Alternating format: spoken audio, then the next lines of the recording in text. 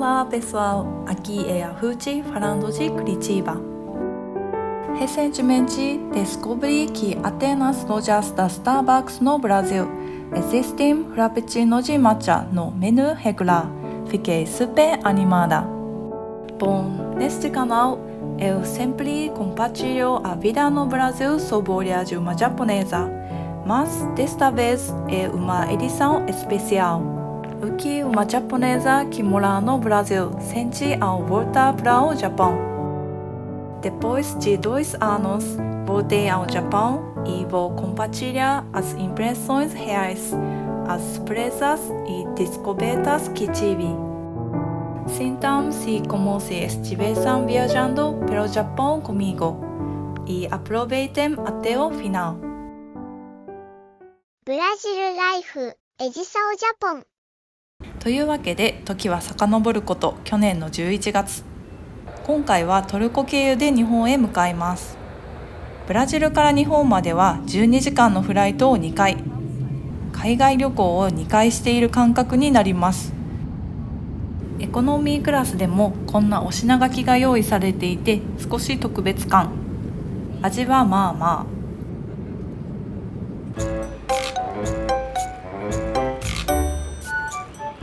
イスタンブール空港でお茶でもして休憩しようとしたら目が飛び出るほど物価が高くて水しか買えず。このドバイチョコが気になるな。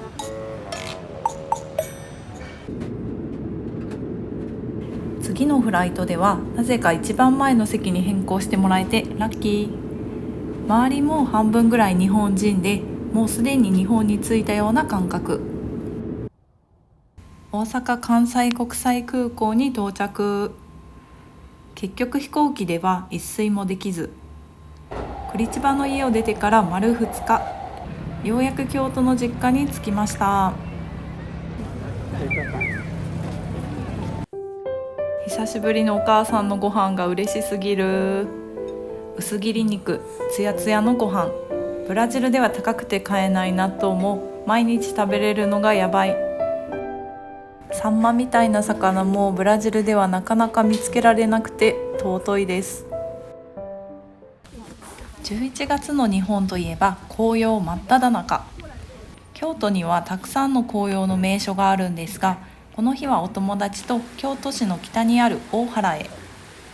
ここは比較的観光客が少なめで落ち着いて自然を楽しめます。ただ実は去年日本ではクマが至る所で出没して大騒ぎになっていました。京都でも目撃情報があったので少しビクビク。今また冬が終わって冬眠から覚める頃なんですが、被害がないことを祈ります。おばんざいのビュッフェが最高。デザートはもちろん抹茶。とにかくブラジルでは食べれないものをたらふく食べておこうと毎日必死。長芋とか納豆とか、なんかトロトロネバネバしたものが恋しかったのかも。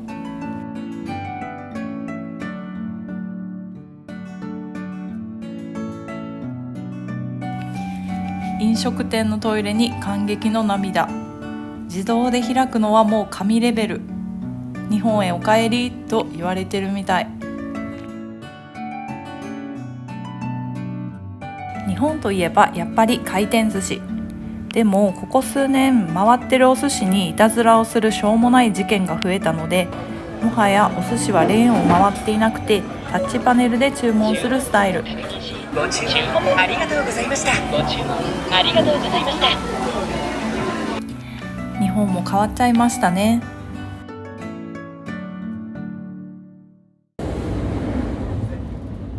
実は今回私の方が先に日本に帰国してて、夫は2週間遅れて合流。夫を迎えにもう一度関西空港へ。空港内のホテルを予約したはずが、まさかの予約できてなくて慌てて別のホテルを予約し直したらめちゃくちゃいいホテルでラッキー。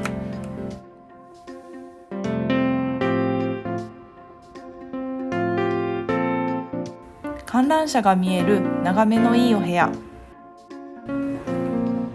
セパレートタイプでバスタブがついてるのが嬉しいですね。夜にはふわふわナイトっていうお菓子のイベントがあったり、ルーフトップバーも雰囲気が良くてなかなか楽しいホテル。空港で551の豚まんを食べながら旦那さんを待ちます。毎日一緒にいると2週間離れただけで1年ぐらい会ってない感覚になりますね。夫と無事に合流してホテルの目の前にあるリンクータウンへ。空港とは橋でつながっているエリアです。飛行機の離着陸も結構近くで見れるのでテンションが上がります。で、ここで有名なのがリンクープレミアムアウトレット。ブランド物が安く買えるので観光客にもかなり人気のスポットです。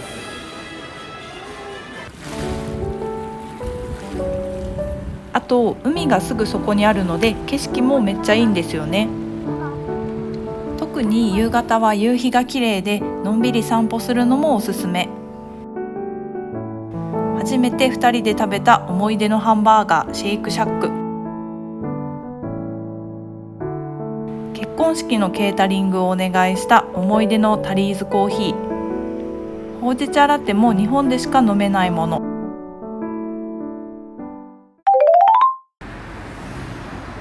しばらくは私の地元京都巡り。11月の京都といえばやっぱり紅葉。これを見るためにわざわざこの季節に帰ってきました。夫も紅葉の季節に来日するのは初めてで大喜びで写真を撮りまくり。私も京都で生まれ育ってずっと住んでたけど、紅葉ってあえてわざわざどこかに見に行ったこととかはなくて新鮮な気持ち。完全に観光客気分で楽しんでます。ブラジルでも綺麗で鮮やかな花っていっぱいあるけど、葉っぱがこんなに鮮やかに色づくのはやっぱり日本ならではだなぁと。今見返すと紅葉のビデオがめちゃくちゃ溜まってて、頑張ってぎゅーっと凝縮したので、しばらく音と映像で日本の秋を感じてください。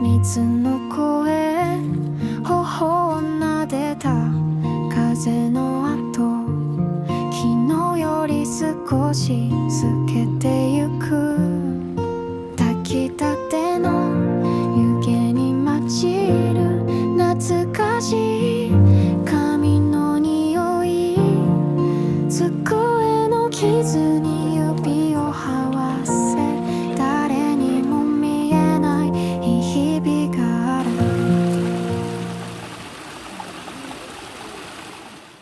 優先席付近では携帯電話の電源をお切りください。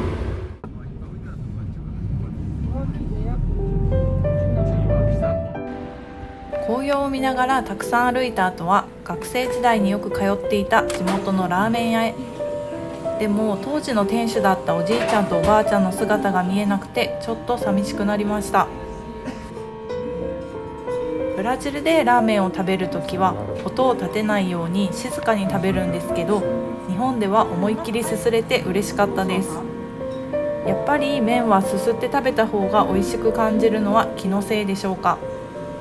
世界でもラーメンはすすって食べる文化がもっと広がればいいのになぁなんて思ってます。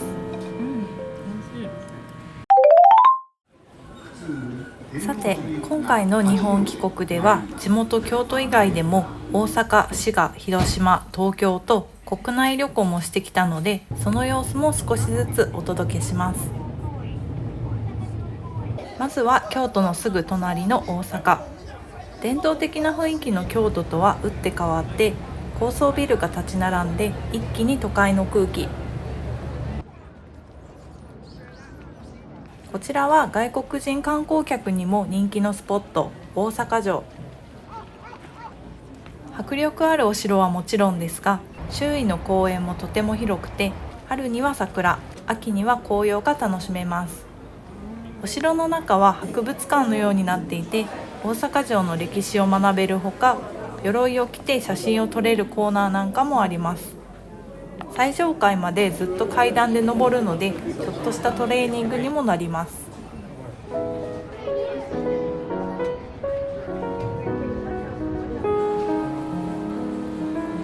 今回大阪に来たら絶対食べたかったのがこちら、韓国のフライドチキンチェーン BBQ チキンです。何年か前にネットフリックスで大ヒットした韓国ドラマ愛の不時着で、主人公たちがよく食べていたお店なんですよね。私はそのドラマをブラジルに来てから夫と初めて見たんですが、毎回ザクザクと美味しそうに食べるシーンを見て、いつか韓国に行ったら絶対食べたいねと話していました。でも調べてみたら日本にも店舗があるみたいで、大阪にも1店舗発見。これはもう行くしかないということで、ついに念願が叶いました。このお店はぜひブラジルにも展開してほしいです。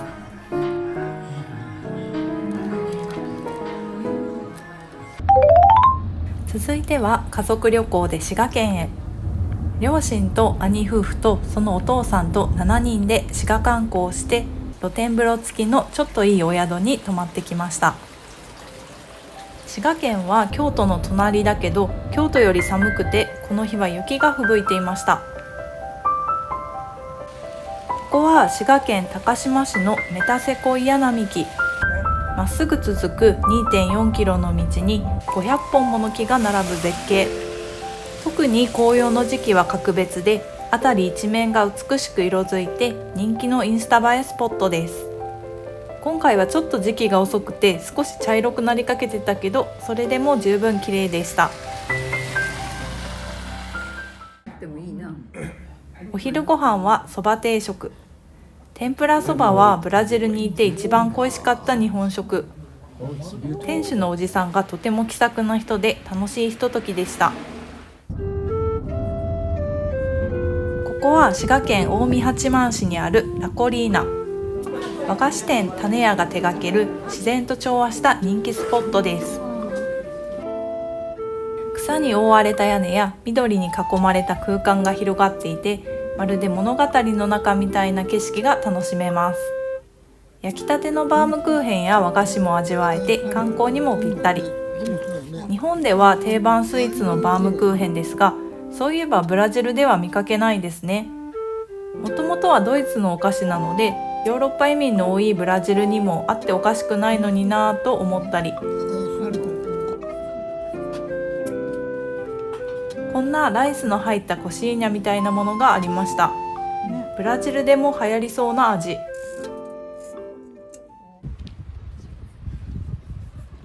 こちらはマスコットキャラクターヒコニャンでも有名な彦根城。こうやってことあるごとにマスコットキャラクターを作る文化も日本特有ですよね。天守閣からは琵琶湖が一望できていい眺め。ただお城のてっぺんまではずっと階段で上がるんですけど、もはや階段というよりはしごのような感じで、なかなかスリリングな体験でした。滋賀県は東京や大阪ほど外国人にはあまり知られてないですが、とても落ち着いた雰囲気で静かに自然を楽しめる場所です。特に家族でゆっくり過ごしたい人たちにはとてもおすすめです。さて、ここでホテル好きの私が今回の動画で一番紹介したかった場所のお時間です。きっともう先にも後にもここよりいいところに宿泊することはないんじゃないかと思うほど贅沢で快適な時間でした。そんな今回のお宿は滋賀県彦根市にある琵琶フロント。目の前に広がる琵琶湖の絶景がとにかく圧巻で、お部屋にいるだけでも特別な時間を感じられます。ゆったりとした空間と落ち着いた雰囲気で日常を忘れてリラックスできるのも魅力。観光の拠点としてはもちろん、ご褒美ステイにもぴったりのホテルです。このホテルはスタッフさんたちの接客もピカイチで、お部屋まで案内してくれて設備の説明をとっても丁寧にしてくれました。などございますので、ボタンやミンダッチャーやアイスペール、電気ケトルなどございます。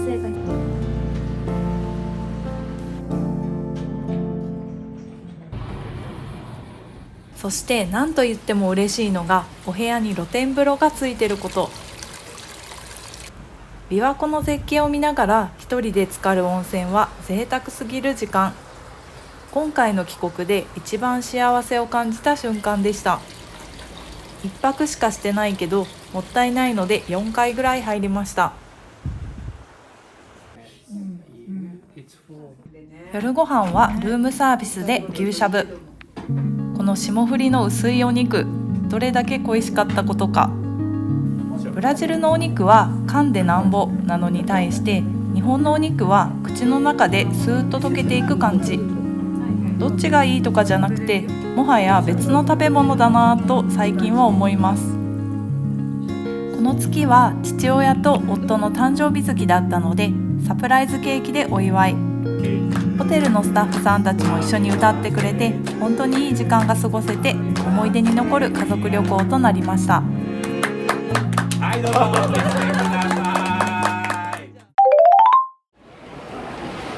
さて、続いては新幹線で広島旅行。夫は新幹線に乗るのはこれが初めて。なんか初めての人と一緒だとこっちまでワクワクしてきますね。大阪から広島までは栗千葉からフロリアノポリスぐらいまでの距離。車なら 4,5 時間かかるところですが、新幹線だと1時間半ほど。ちなみに今日本では時速500キロで走るリニア新幹線が開発されていて、10年後ぐらいにはさらに今の半分ぐらいの時間で移動できるようになってるかもしれませんね。広島について真っ先に食べたかったのがもちろんこれ、名物の広島焼き。お好み焼きと似てますが、具を重ねていき、さらに焼きそばも加え、最後に卵で包むのが広島焼き。これもなかなかブラジルでは再現できないものなので、めちゃくちゃ楽しみにしていた食べ物の一つです。たっぷりの具にコテコテのソースが絡んで最高の一品。でも夫にはイカの匂いが強すぎたみたいで、まさかの不評。そういえばうちの夫は外国人だったとふと気づかされる瞬間。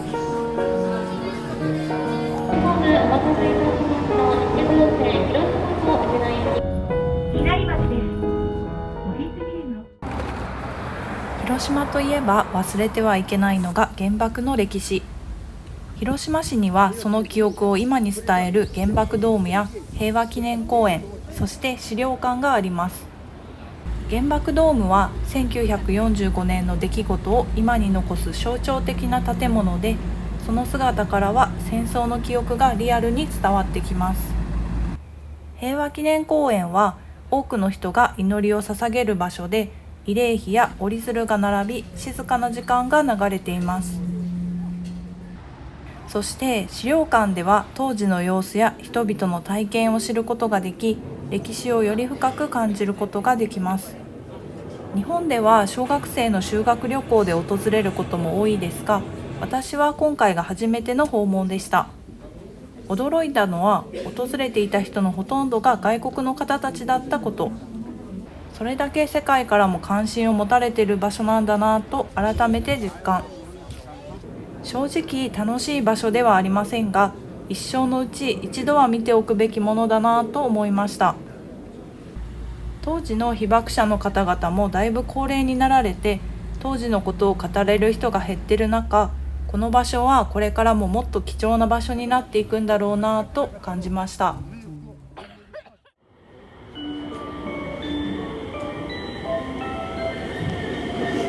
広島の人気観光スポットといえばやっぱり宮島。島へはフェリーで向かいます。短い船旅ですが、ちょっとしたクルーズ気分を味わえるのも魅力です。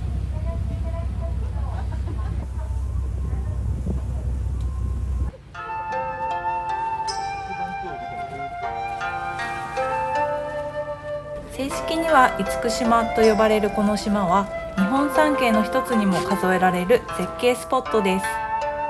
宮島といえばやっぱり厳島神社の大鳥居。潮が満ちると海に浮かんでいるように見えて、かなりフォトジェニック。タイミングが合えば潮が引いている時に歩いて鳥居の下まで行くこともできます。島には鹿もたくさんいて、観光客のすぐそばまで来てくれます。ただ結構遠慮なく近寄ってきて食べ物を横取りしようとしてくるので注意が必要です。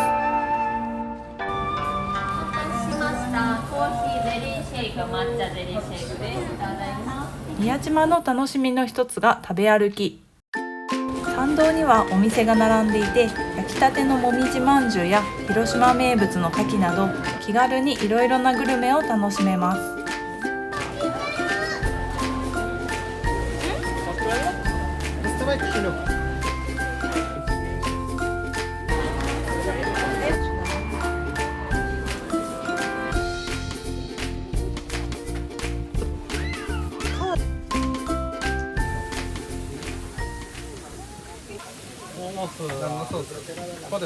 いや、これになんかつけたいです。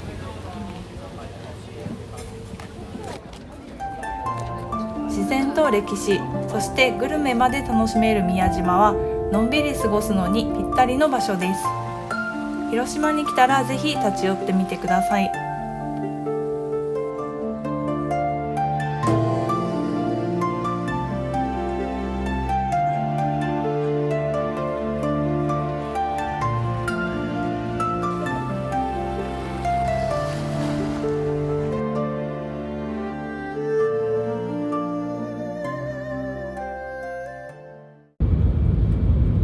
さて、今回の旅の最後の目的地は東京。言わずと知れた日本の首都です。再び新幹線で移動します。東京までの新幹線移動といえば、窓から見える富士山の景色。静岡県を通過するときに5分くらいの間見ることができます。でもこの富士山が見える側の座席はかなり人気で、今回も窓口で駅員さんに手伝ってもらって、残り2席のところをなんとかゲット。東京駅に到着。早速ホテルに荷物を置いてスカイツリーを目指します。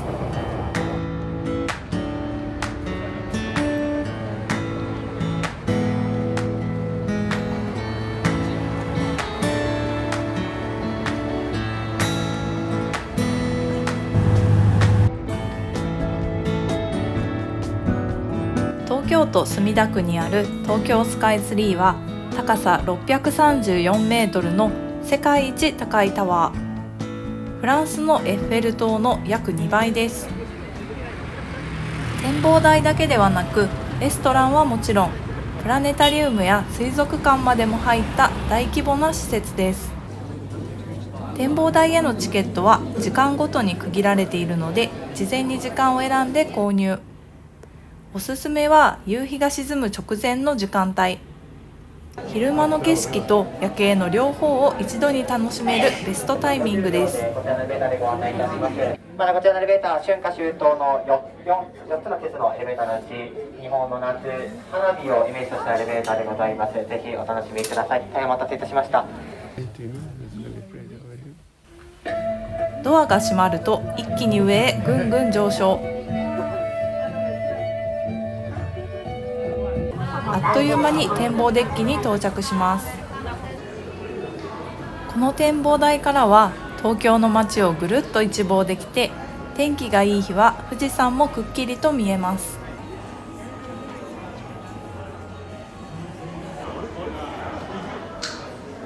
あっという間に日も沈み、今度はキラキラの東京の夜景が楽しめます。再びエレベーターでさらに100メートル上昇。こち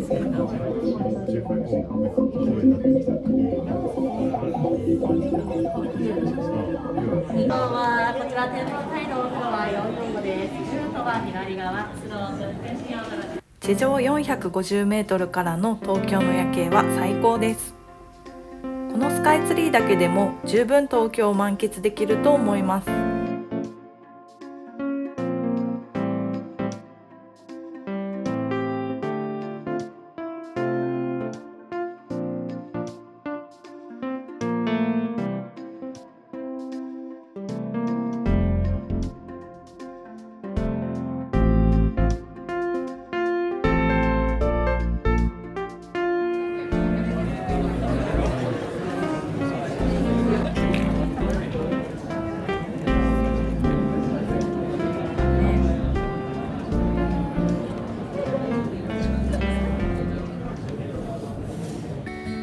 綺麗な夜景を見て気分が上がった後に待ち構えるのはもちろんお土産のトラップ。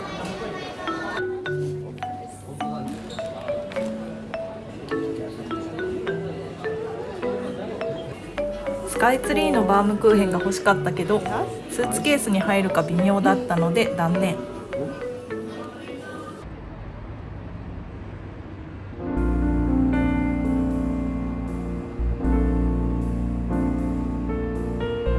夜のライトアップもめちゃくちゃ綺麗。この時期はちょうどクリスマスマーケットも開催されていて一段とにぎわっていました。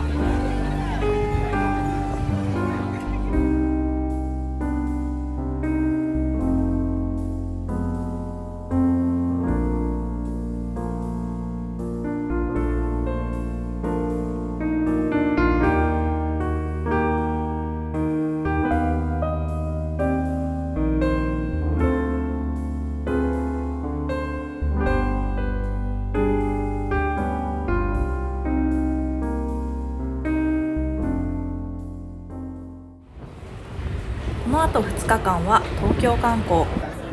東京は一段と外国人観光客が多くて、たまたま入ったハンバーガー屋さんでは白人男性に英語で接客されて、日本も変わりつつあるなぁと圧倒されました。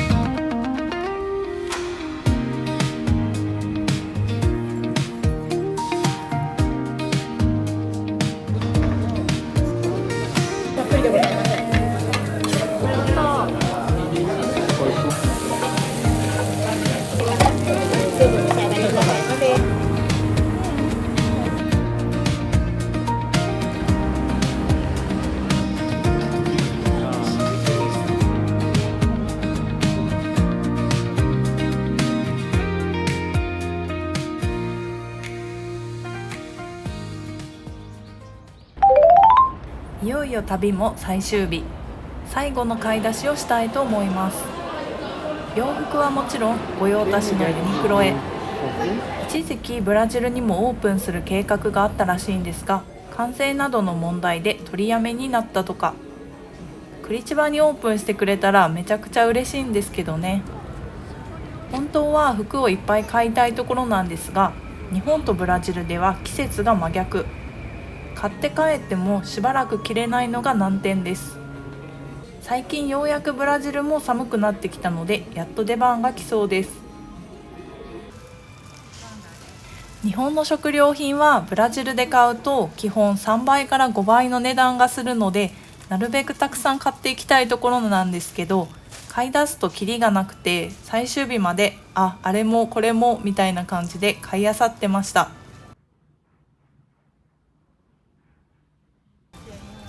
それにしても日本の買い物カートめっちゃ滑らかで押しやすいですね。ただサイズが小さくて子供用みたいな感じで変な感覚です。日本での最後の晩餐は一蘭のラーメン。日本で屈指のラーメンチェーンですが、豚骨の旨味が効いた美味しさはもちろんのこと、人気なのはその独特な注文システム。まず席は味集中カウンターと呼ばれる半個室スタイル。左右が仕切られていて、目の前だけが空いているのでラーメンに集中して食べれるようになっています。注文は最初に紙へ記入するスタイル。麺の硬さ、スープの濃さ、ニンニクの量、ネギの種類、辛さまで自分の好みに細かくカスタマイズできます。店員さんとのやり取りも最小限で、お互いに顔を合わすことなく、注文したラーメンは目の前のすだれ越しに提供されます。最初はびっくりしますが、一人で落ち着いて食事したい人にはもってこいですね。では失礼いたします。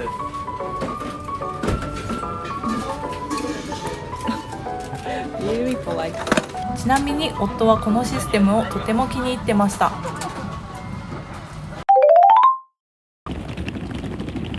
とうとう日本ともお別れの日がやってきました。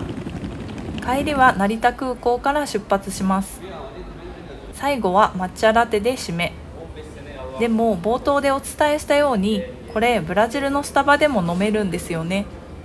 でもこの時はまだ知らなかったので、しみじみ味わってます。ウォシュレットにもしばしの別れを告げて、いよいよ出発。また果てしなく長いフライトが始まるのかと思うと気が遠くなります。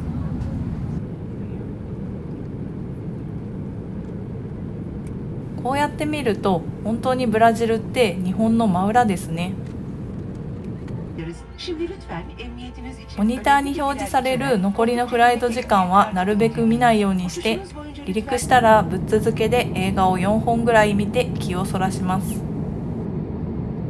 あっという間の1ヶ月の日本滞在。今回の帰国の感想を一言で言うなら、日本は観光で来るには本当に最高の国です。今回改めて感じたのは、何もかもがコンパクトにまとまっていて、とにかく移動がしやすいこと。ブラジルだと一つの観光地に行って、せっかくだから他の場所も回ろうって思うと、車で何時間も移動しなきゃいけなかったりして、その分どうしても日数が必要になります。でも日本だと1日の中でいろんな場所を効率よく回れて、短い期間でもたくさんの体験ができるんですよね。それから便利な日用品や魅力的なものも本当に多くて、改めて快適に過ごせる国だなと感じました。ただその一方で、観光中にいろんなサービスを受けながら働く側は結構大変そうだなと感じる場面もありました。日本の接客ってどこか緊張感があるというか、こっちまで背筋がピンとなっちゃいますよね。ブラジルで生活していて感じるのは、みんなもっと自然体で働いているっていうこと。オンとオフの境界線がそこまで強くなくて、いい意味で力が抜けている感じがします。最近日本で働いた経験のあるブラジル人の人たちに話を聞く機会があったんですけど、みんな口を揃えて、働くなら断然ブラジルの方がいいと言っていました。やっぱり日本特有の細かいルールや空気を読む文化に馴染めなかったみたいです。日本ってどうしても周りに合わせなきゃとか、ちゃんと空気を読まなきゃみたいな目に見えないプレッシャーが結構ある国だなと感じます。以前、日本は快適だけど生きづらい国という言葉を聞いたことがあるんですが、最近その意味が少しわかる気がしました。生活しやすいっていうことと生きやすいっていうことは必ずしもイコールではないんだななんて思う今日この頃です。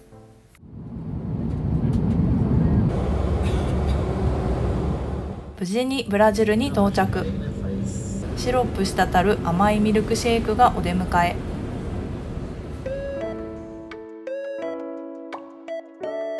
Então foi isso. Dessa vez trouxe vídeo especial, mostrando pouco da minha viagem ao Japão. A partir de agora, volto a mostrar o meu dia a dia aqui no Brasil. Então, espero que vocês continuem acompanhando e curtindo os próximos vídeos também. E se você gostou deste vídeo, não esqueça de deixar o like e se inscrever no canal. Nos vemos no próximo vídeo. Tchau, tchau!